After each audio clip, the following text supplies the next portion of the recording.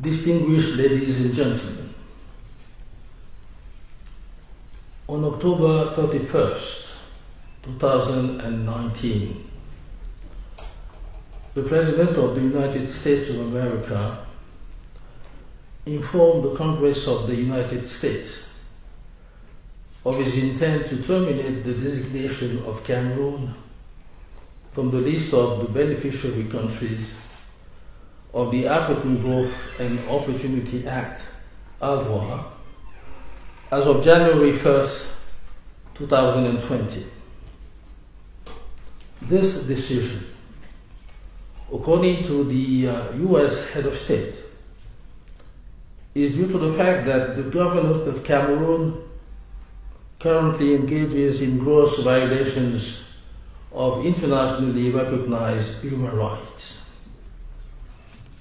Moreover, and still according to the President of the United States, our country is criticized for failing to address concerns regarding persistent human rights violations being committed by Cameroonian security forces, including extrajudicial killings, arbitrary and unlawful detention, and torture. In this respect, it should primarily be underscored that the government of Cameroon considers that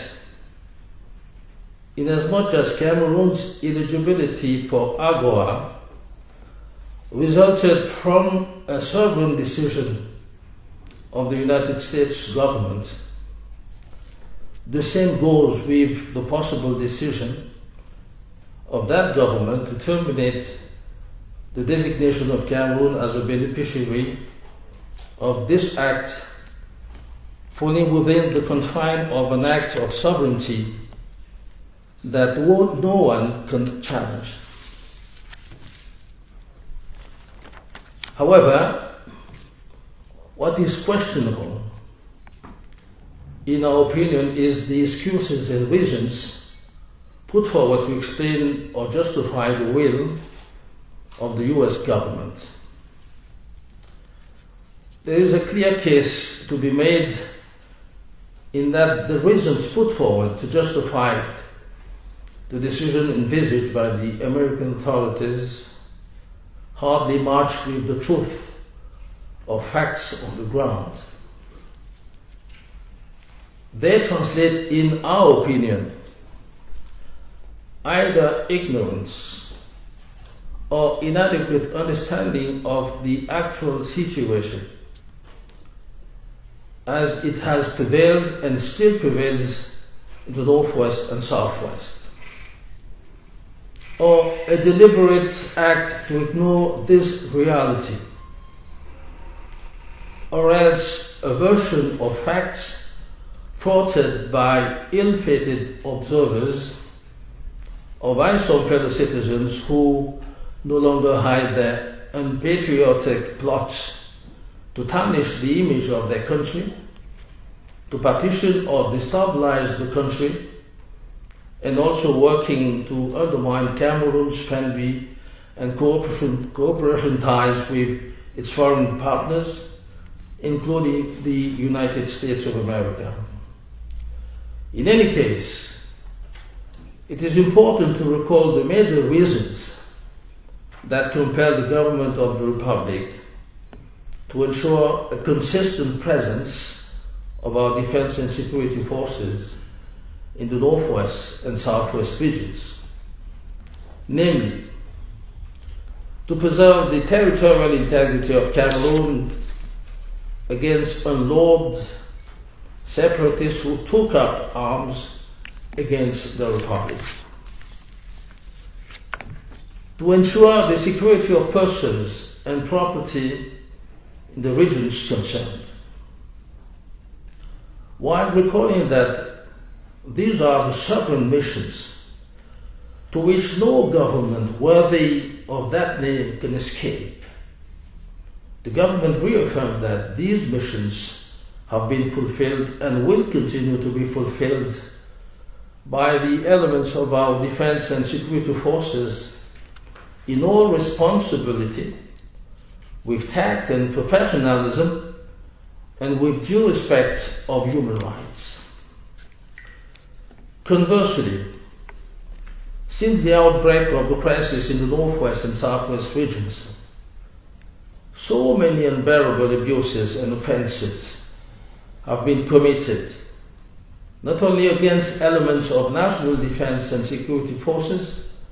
but also against civilians, entire families, citizens of all ages and all genders. There are also barbaric and irresponsible acts of the destruction of economic and social amenities, such as hospitals, schools, and many other large-scale investments that once contributed to the development of northwest and southwest regions, on the one hand, and to the creation of many jobs and the improvement of the living conditions of the populations, on the other hand. Obviously, it would be really a tedious task to recall these many atrocities. But how could we abstain from mentioning some of the heinous acts perpetrated by these hordes of secessionists, acts that deeply struck and upset us as they crossed the thresholds of horror and cruelty? We can mention the beheading of Mrs. Florence Ayafa on September 29, 2019, by men claiming to belong to an imaginary Republic of Amazonia. The burial of a woman alive in Batibo in the Momo division.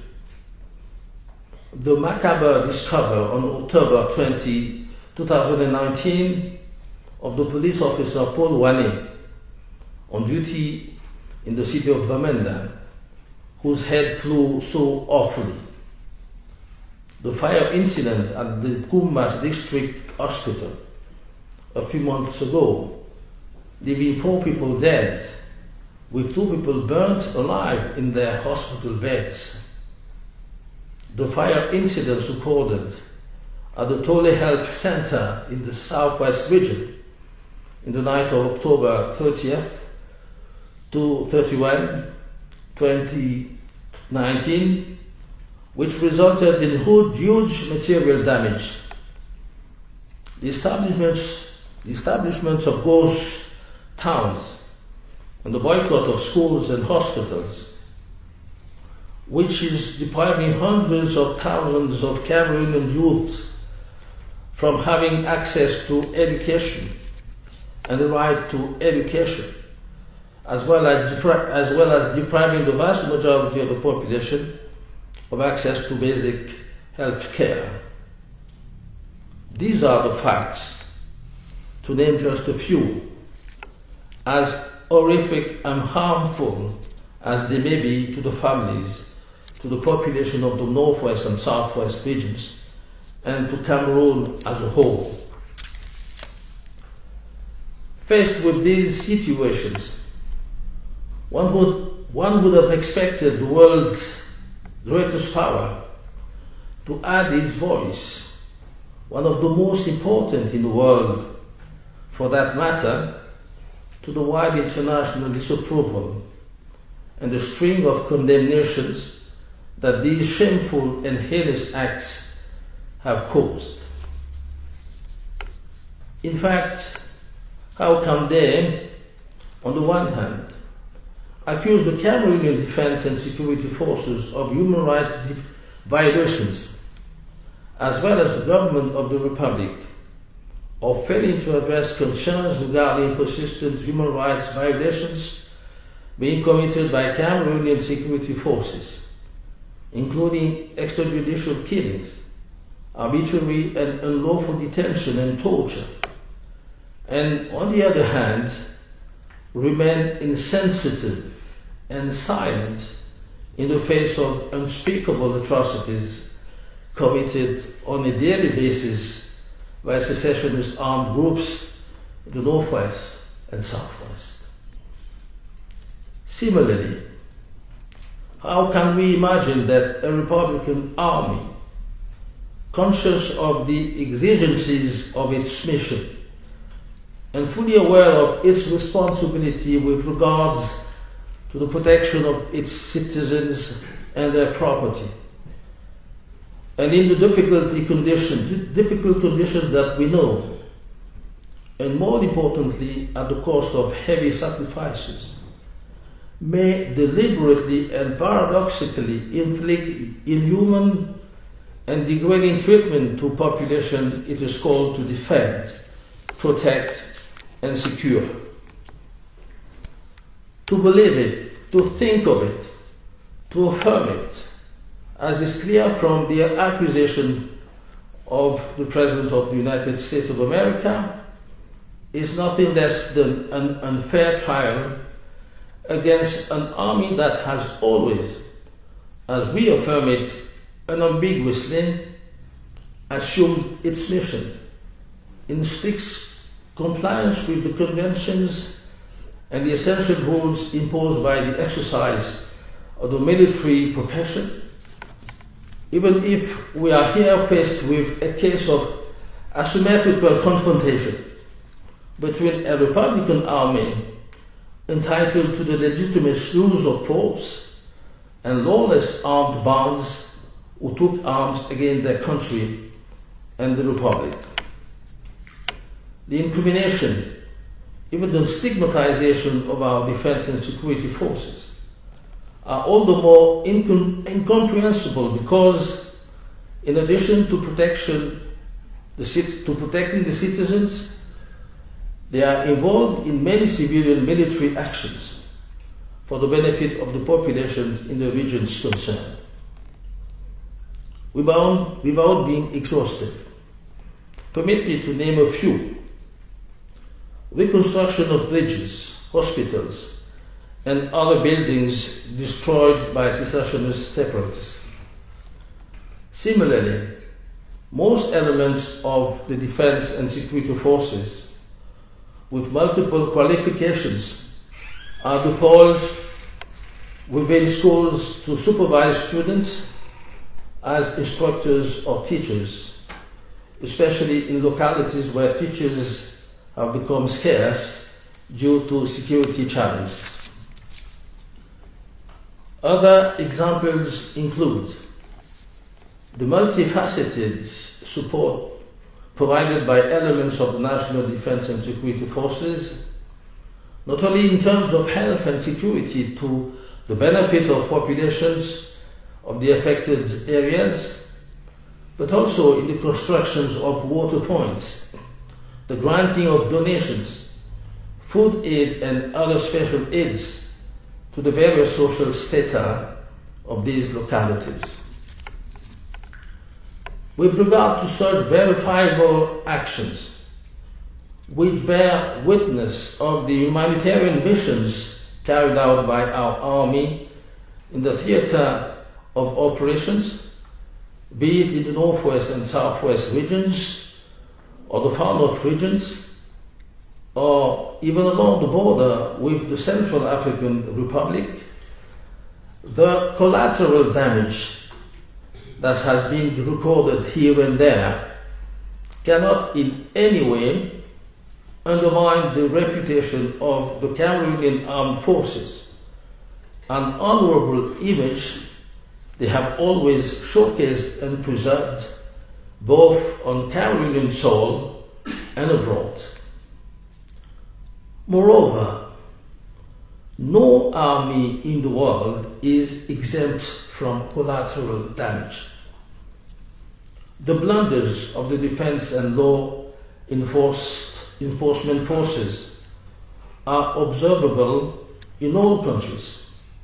including the United States, without this being systematically attached to the lack of democracy in the countries concerned, or the non-existence of the rule of law? Should we simply consider that double standards are being used to judge democratic progress of states? In other words, what is true for some is not necessarily true for others. In this respect, the government of Cameroon believes that there is a real danger to the harmony of international relations in trying to establish the primacy of some NGOs or lobby groups in the appreciations of social and societal facts, and particularly in matters of respect for human rights. Cameroon, as far as it is concerned, is and remains a rule of law,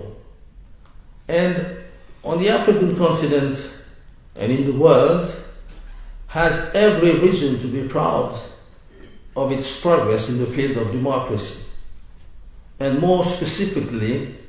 in the respect for human rights and freedoms. That is why the government of the Republic once again categorically refutes the accusations against the Cameroonian armed forces and calls for more discernment on the part of the American authorities so that they reconsider their excessive judgment, which moreover seems to conceal or underestimate the horrendous atrocities perpetrated by the humanized hordes of separatists, and emphatically overwhelm the Cameroonian defense and security forces who, however, carry out their duty and nothing but their duty at the service of their fellow citizens and that of the entire nation. It is a cause for regret that the government of Cameroon cannot hide its astonishment at the absence in the communique of the President of the United States of any reference to or even condemnation of the countless and unspeakable atrocities perpetrated by the armed bands of secessionists in the northwest and the southwest against both our forces and an innocent population, even though this can be evidenced by many image and video documents available, especially in social media. In any case, and beyond recriminations of all kinds, the Cameroon Defense and Security Forces protect the populations, work to ensure good order,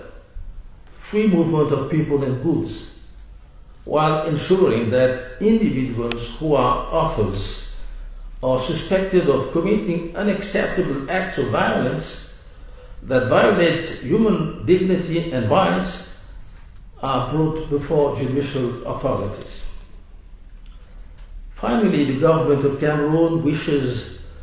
to reaffirm here, through my voice, all the interest and commitment it attaches to the friendship and cooperation ties between Cameroon and the United States of America. These ties are old and mutually beneficial. They are rooted in a base of values that we share, including the centrality of human beings and the commitment to human rights. We particularly want to commend the quality of these ties,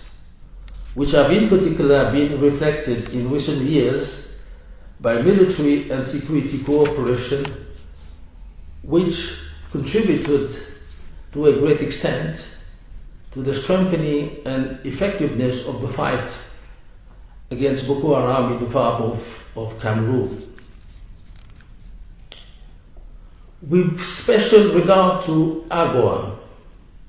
Cameroon has benefited over the years perhaps not to the extent of the facilities that this offer contains, and mindful of our potential. Meanwhile, the government believes that AGWA is a highly valuable and valued initiative whose essential purpose honors the United States and gives meaning to the quite commendable role that the greatest economic power of the world has set for itself through this instrument that is helping less favored countries in their development process. AGWA is a gateway to the vast US market of opportunities, and Cameroon intends, as far as it is concerned, to continue as much as possible to take advantage of the opportunities offered by this initiative. We believe that, as it has been the case so far, Cameroon fulfills the conditions thereof, just as we believe that it is in the interest of Cameroon as well as that of our American partners. However, any initiative, no matter how beneficial it may be, should be and remain consistent with our precious assets of unity, integrity, and the sovereignty of our nation. Thank you for your kind attention.